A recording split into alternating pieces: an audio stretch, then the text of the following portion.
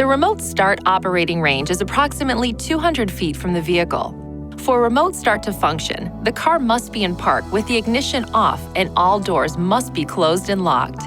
Laws in some communities and states may restrict or forbid the use of remote starters or require a person using remote start to have the vehicle in view. Check local regulations for any requirements. To start the vehicle remotely, press the lock button on the key fob. Then, within 5 seconds, press and hold the engine start button for at least 2 seconds. The engine will start, the parking lights will turn on, and the automatic heater and air conditioning system will begin heating or cooling the vehicle depending on the outside temperature, the in-car temperature, and the last user mode.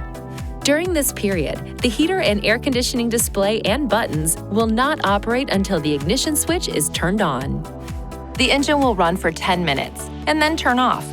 To extend the time for one additional 10-minute period, press the lock button on the key fob, then press and hold the engine start button for at least 2 seconds. Runtime will be calculated as follows. The first 10-minute runtime will start when the remote start function is performed. The 10-minute extension will start immediately after the remote start function is performed a second time.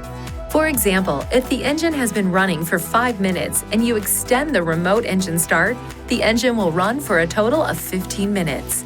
Press and release the engine start button on the key fob at any time to cancel the remote engine start. After 2 remote starts, the ignition switch must be cycled from on to off before remote start can be used again. To start driving after using remote start, apply the brake pedal and press the ignition switch.